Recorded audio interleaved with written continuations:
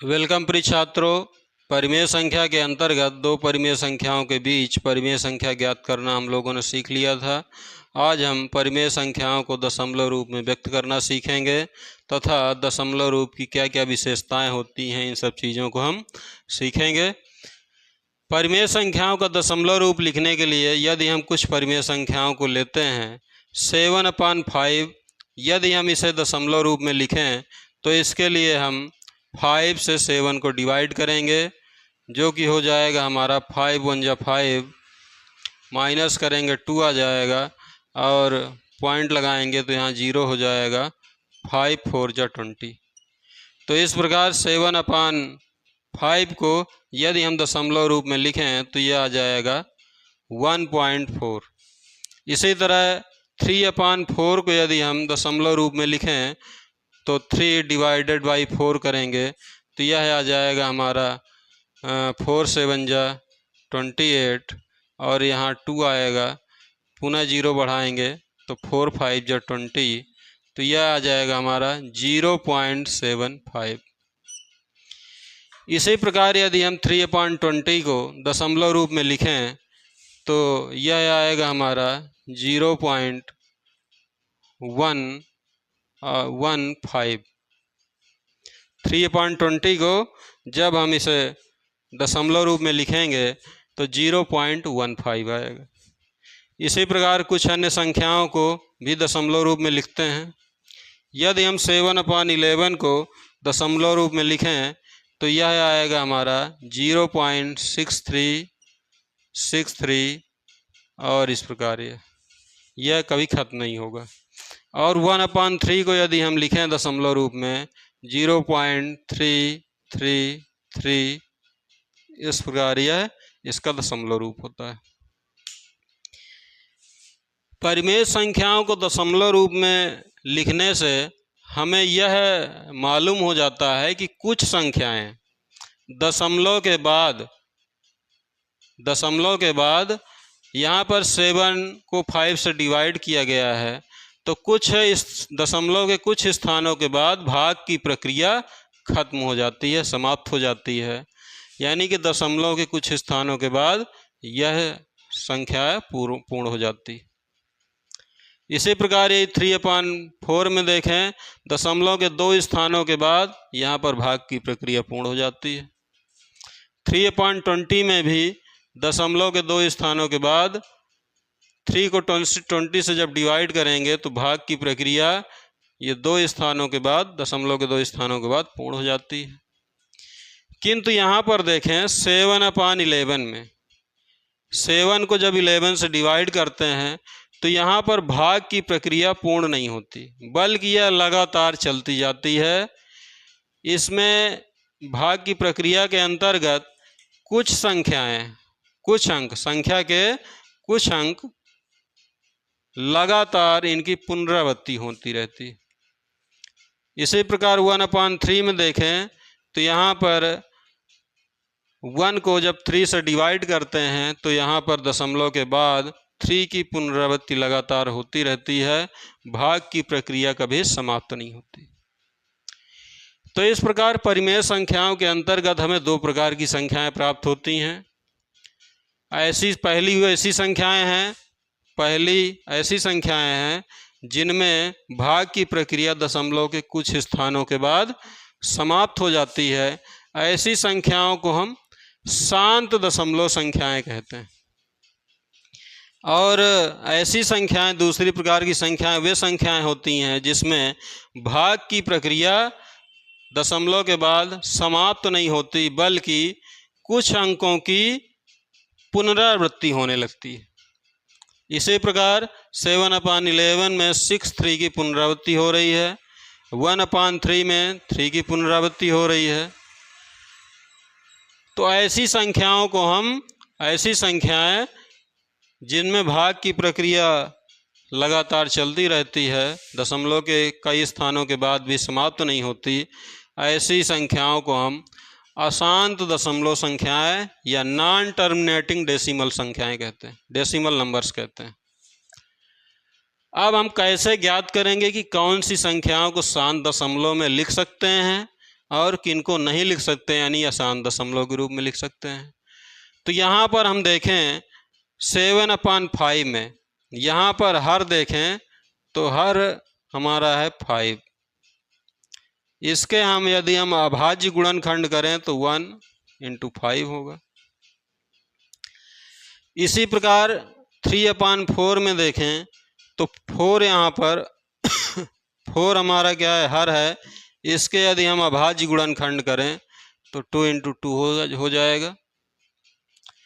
इसी प्रकार यदि हम 20 के अभाज्य गुणनखंड करें तो यहाँ पर 2/2/5 हो जाएगा। यहाँ पर हम देख रहे हैं कि अभाज्य गुणनखंड करने पर ऐसी संख्याएं जो कि दशमलव के बाद भाग की प्रक्रिया कुछ स्थानों के बाद समाप्त हो जाती है, ऐसी संख्याओं में हर के अभाज्य गुणनखंड या तो 5 है, या तो 2 है, या तो दोनों।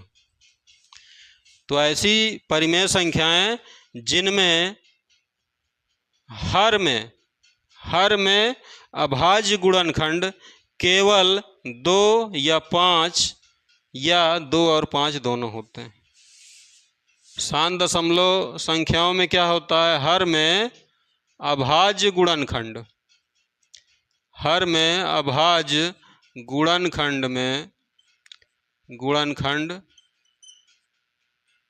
2, 5 अथवा 2 और 5 दोनों रहेंगे। तो ऐसी परिमेय संख्याएं जिनके हर में अभाज्य गुणनखंड या तो 2 हो, या तो 5 हो, अथवा 2 और 5 दोनों हो, तो ऐसी संख्याओं को हम शांत दशमलव संख्याओं में लिख सकते हैं। और ऐसी संख्याएं जिनमें अभाज्य गुणनखंड 2 या 5 नहीं होगा तो ऐसी संख्याएं अशांत दशमलव संख्याएं कहलाएंगी। अशांत दशमलव संख्याओं को यदि हम देखें तो कुछ परिमेय संख्याएं लें। यदि हम 2/11 लेते हैं तो इसको यदि हम दशमलव रूप में लिखें तो इसको हम लिखेंगे 1818 ... इसी प्रकार 1/3 को यदि हम इसको दशमलव रूप में लिखें तो यह आ जाएगा हमारा 0.333। इसी प्रकार 1/7 को यदि हम दशमलव रूप में लिखते हैं तो यह आएगा 0.142857 अगर हम इसमें ध्यान से देखें तो यहाँ पर 1 और 8 की पुनरावृत्ति हो रही है। 1/3 में देखें तो यहाँ पर 3 की पुनरावृत्ति हो रही है। यहाँ पर देखें तो 142857 6 अंकों की पुनरावृत्ति हो रही है यहाँ पर। तो ऐसी संख्याओं को हम आवर्ती दशमलव संख्याएं कहते हैं। ऐसी संख्याओं को हम रिकरिंग डेसिमल नंबर्स कहते हैं। और रिकरिंग डेसिमल को लिखने के लिए, आवर्ती दशमलव लिखने के लिए यहाँ पर 18 की पुनरावृत्ति हो रही है तो या तो हम इसके ऊपर इस प्रकार बिंदु लगा देते हैं अथवा इसी को हम 18 के ऊपर ये पड़ी लाइन खींच देंगे। इसी प्रकार यहाँ पर 3 की पुनरावृत्ति हो रही है तो इसको हम लिख सकते हैं 0.3 के ऊपर बिंदु लगा देंगे अथवा 0.3 इसके ऊपर पड़ी लाइन खींच देंगे। यहाँ पर इन अंकों की पुनरावृत्ति हो रही है तो पहले अंक और अंतिम अंक जिसके बाद संख्याएं रिपीट होती हैं उसमें हम बिंदु लगा देंगे अथवा इसे हम लिखेंगे 142857 और इसके ऊपर पड़ी लाइन खींच देंगे। इन संख्याओं को हम कहते हैं आवर्ती दशमलव संख्याएं। इन्हीं आवर्ती दशमलव संख्याओं में यदि हम 1/6 को देखें तो इसका दशमलव रूप हो जाएगा 0.166। इसमें देखा जाए 1/6 में 1 की पुनरावृत्ति नहीं हो रही, 6 की पुनरावृत्ति लगातार हो रही है, तो यहाँ पर इसको लिखेंगे 0.1, बड़ी लाइन खींच देंगे। अब यहाँ पर आसान दशमलव संख्याएं भी दो प्रकार की हो गई। ऐसी संख्याएं जिसमें सभी अंकों की पुनरावृत्ति होती है, दशमलव के बाद सभी अंकों की पुनरावृत्ति होती है, ऐसी संख्याओं को हम शुद्ध आवर्ती दशमलव संख्याएं कहेंगे, शुद्ध आवर्ती दशमलव संख्याएं कहेंगे। तथा ऐसी संख्याएं जिसमें सभी दशमलव के बाद सभी अंकों की पुनरावृत्ति नहीं होती, उन्हें हम मिश्रित आवर्ती दशमलव संख्याएं कहेंगे, मिश्रित आवर्ती दशमलव संख्याएं कहेंगे। तथा कुछ संख्याएं ऐसी होती हैं जिनमें दशमलव के बाद किसी भी अंक की पुनरावृत्ति नहीं होती और ये संख्याएं कभी खत्म भी नहीं होती, ऐसी संख्याओं को हम अनावर्ती दशमलव संख्याएं, नॉन रिकरिंग डेसिमल संख्याएं नंबर्स कहते हैं। इन्हीं को हम इरेशनल नंबर या अपरिमेय संख्याएं कहते हैं। तो आज हमने परिमेय संख्याओं का दशमलव रूप में देखा। कुछ उदाहरण के माध्यम से इन संख्याओं के दशमलव रूप को और अच्छी तरह समझने का प्रयास करेंगे। धन्यवाद।